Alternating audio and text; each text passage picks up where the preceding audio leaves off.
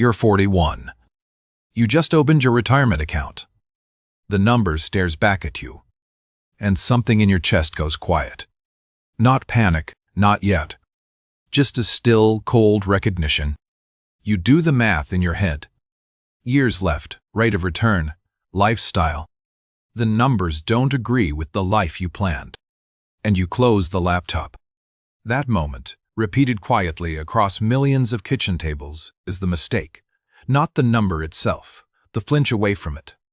Because here's what most men do at 40. They glance at the balance, they feel the dread, and they go back to work like it didn't happen. The mistake isn't that you didn't save enough in your 20s. Plenty of people start late. The mistake is what happens at 40 when you finally notice. Most men, when they finally look once. They tell themselves they'll figure it out next quarter, and then a decade passes quietly. I want you to understand something. The damage of the late start is recoverable. The damage of the second flinch is not. Because 40 is the last decade where compounding still does heavy lifting for you. Miss it, and the math turns against you for good. Let's talk about who this man is. He earns well. 6 figures, maybe more. He's not reckless. He's not in credit card debt up to his neck. He has a 401k. He has a house. He has cars in the driveway. From the outside, he looks like he's winning everything. But inside, he carries a quiet suspicion that the numbers don't add up. He just doesn't want to confirm it. Not today. This is the trap, not poverty, not extravagance. A respectable middle-class life that quietly underfunds the future while looking fully funded from the curb. Here's what's really happening underneath. His income grew. His lifestyle grew faster. The savings rate as a percentage actually shrank, even as the dollar number rose. He thinks he's saving more because the contribution went from $400 a month to $1,200 a month. But his expenses tripled in that same window. That gap between feeling like a saver and actually being one is where 40-year-old men quietly lose their futures. It's invisible until it isn't. Now look at the numbers honestly. The typical man at 45 in this country has somewhere between $60,000 and $190,000 in retirement accounts. That's the range. If you're in that band and you make $150,000 a year, you are not on track. You're roughly 1 decade behind, and you probably already sense it. Here's the math nobody walks you through. To retire on roughly your current lifestyle, you need somewhere near 25 times your annual spending saved by 65. If you spend $90,000 a year, that's roughly $2.25 million. If you spend $150,000, that's nearly $4 million. Read those numbers again slowly.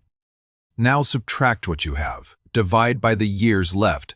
That's your required annual savings, and for most men at 40, the answer is uncomfortable. The honest answer for a lot of men is somewhere between $30,000 and $55,000 a year, every year for 25 years. That's the real number. And the moment you see that number, one of 2 things happens. You face it, or you flinch again. Most men flinch, quietly. The flinch looks like a lot of things. It looks like buying a boat. It looks like a second home you can't quite afford. It looks like telling yourself the business will hit big and solve everything. It looks like leaning harder on the idea that Social Security will catch you.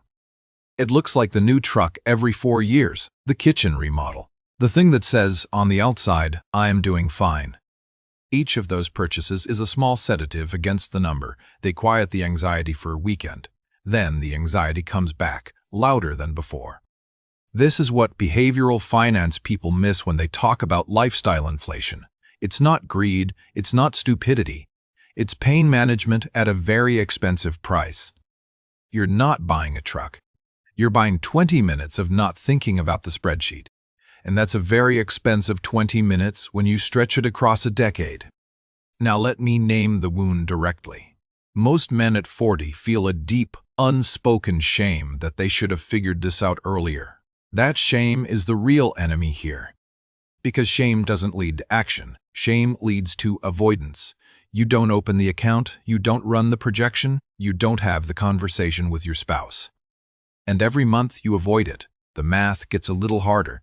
The window gets a little narrower. The truck in the driveway gets a little more necessary as a story. There's a second emotion underneath the shame too. It's grief. Quiet grief for the version of you who was supposed to have this handled by now. That grief is real. You're allowed to feel it, but you can't let it run the checkbook. That's where so many men lose the next 10 years. I want to stop here for a second, because I know some of you are watching this with a tight jaw right now, and I want to hear from you. Where are you actually at? Not where you say you are at the cookout. Where are you really? Drop a number range in the comments. 40s, retirement balance, rough income bracket. You don't have to be specific. You don't have to be proud. Just honest, because someone else at your stage is reading those comments and feeling less alone tonight. And if you've already been through the flinch and come out the other side, tell us how you did it. Your story might be the thing that unlocks something for another man watching this. The comment section on these videos has become one of the most honest financial rooms on the internet. I read every one, so does the guy next to you. Now let's keep going, because the men who recover from this all do one specific thing, and I want you to understand exactly what it is. They run the number, the real number, not the dream number, not the if everything goes right number, the conservative, sober, what if the market returns 6% number. They sit with that number for about a week. They don't fix anything yet. They just let themselves feel it without buying something to escape it. That week is the most important week of their financial life, because on the other side of it, the decisions get clear in a way they've never been before. Then they cut, not the dramatic cuts everyone talks about online, the quiet cuts, the subscriptions, the upgrade cycle on the phone, the second car nobody really drives. These cuts aren't about deprivation. They're about reclaiming the savings rate that quietly drained away during the lifestyle creep of the 30s, the slow leak nobody noticed. The target most experts whisper about, but rarely say loudly, is 25% of gross income going to long-term savings from 40 onward. 25, not 10. I know that number sounds insane. It feels impossible. And here's where most men get stuck, so let me address it head-on right now. You're thinking, that's not realistic with the mortgage and the kids and the tuition. And you're partially right. 25 might not be reachable in year 1. But 15 probably is. And 18 probably is the year after. The point isn't hitting 25 tomorrow. The point is moving the number every quarter. Most men don't move the number at all. They set the 401k contribution at 26 and never touch it again. That's the second mistake, hiding inside the first. Here's the advanced nuance most people miss. The men who recover don't just save more. They restructure what their money is for at a deeper level. Before 40, money was for lifestyle. After 40, money becomes a tool with one job, buying back time in your 60s. That mental shift changes every single purchase. Once you see money that way, a $40,000 truck stops being a truck. It starts being roughly 8 months of freedom at 68. The decision gets easier from there. This is the difference between a healthy relationship with money at 40 and the trap. The trap says, I deserve this now because I worked hard for it. The healthy version says, I worked hard, and the reward for that work is choosing my own schedule at 65 instead of being told what mine will be. Both versions value the hard work. Only one version translates it into freedom. The other translates it into objects that depreciate while you're still paying for them. Now there's something else most men miss, and it's the quietest mistake of all. They underestimate how long they're actually going to live in retirement. The average man who reaches 65 in good health is looking at 20 more years. Some of you will see 30. Your money has to last that whole stretch.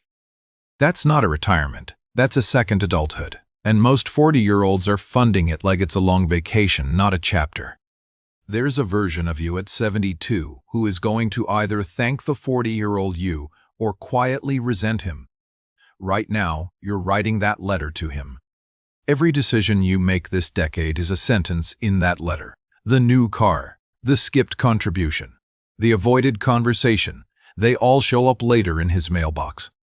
But here's the part I want you to hold on to. 40 is not too late. It's late, but it's not too late. There's a meaningful difference between those two things. A man who turns this around at 41, with discipline and a real plan, can still build something substantial by 65. Maybe not the dream number, but a real number. A man who turns it around at 48 has a much harder climb, but it's still climbable. The window closes slowly, not suddenly. That's the good news in this. What doesn't recover is the man who flinches every 5 years, looks once, panics, and goes back to sleep. That man arrives at 65 with regret he can't unspend. So the recovery isn't a strategy, it's a posture. It's deciding today that you're going to be the kind of man who looks at the number every quarter, no matter what. That's it. That's the whole thing. Not a hack, not a side hustle, just the willingness to keep looking when looking hurts most. The men I've watched turn this around all share one trait. They stopped needing the number to be good. They just needed it to be true. That changed everything. Once truth becomes more important than image, the spending changes on its own. The conversations get easier. The plan starts to feel like yours, not somebody else's. And then a strange thing happens. The anxiety quiets.